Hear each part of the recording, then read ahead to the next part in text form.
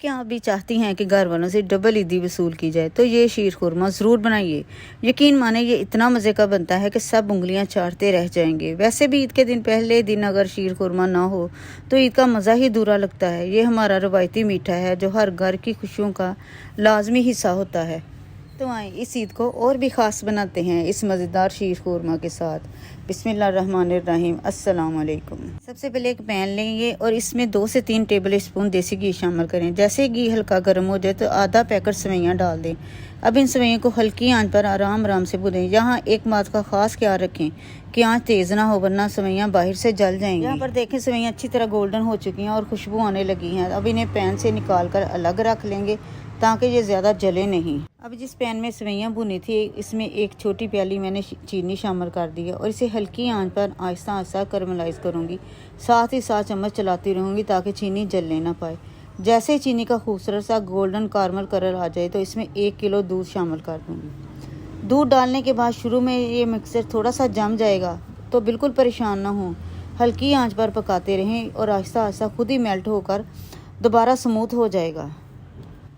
अब दूध को अच्छी तरह 2 से 3 उबाल आने दें ताकि फ्लेवर अच्छी तरह बन जाए। इसके बाद इसमें वो सेवइयाँ शामिल करें जो हमने पहले गोल्डन भून कर रखी थी। ये मैंने 1 किलो दूध में आधा पैकेट सेवइयाँ की ली हैं। प्लेट को अच्छी तरह से साफ़ करेंगे। अब सेवइयों को 1 से 2 मिनट तक आराम से पकाएं ताकि वो नरम हो जाएं और दूध के साथ अच्छी तरह मिक्स हो जाएं। तकरीबन मैंने इसे 2 से 3 मिनट पकाया। आप देख सकते हैं कि सेवइयाँ भी अच्छी तरह पक चुकी हैं और दूध भी खूब गाढ़ा हो गया।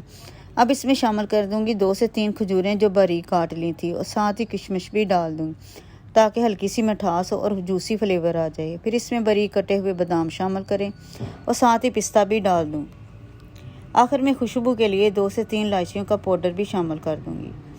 अब इन सब चीज़ों को अच्छी तरह से मिक्स करें और 1 से 2 मिनट मज़ीद पकने दें ताकि तमाम फ्लेवर आपस में अच्छी तरह घुल मिल जाएं। तो जी यहाँ पर पकते हुए 1 से 2 मिनट हो चुके हैं अभी, लेकिन कुछ फ्लेवर और जाएंगे। इन सेवइयों के फ्लेवर को और भी रिच और मज़ेदार बनाने के लिए एक ज़बरदस्त टिप, एक छोटी प्याली में 1 चम्मच वनीला कस्टर्ड पाउडर और 1 चम्मच मिल्क पाउडर शामिल कर दें। इसमें थोड़ा सा दूध डालकर अच्छी तरह से मिक्स करें ताकि एक स्मूथ सा मिक्सचर बन जाए। अच्छी तरह से मिक्स करें ताकि कोई गुठली ना रहे।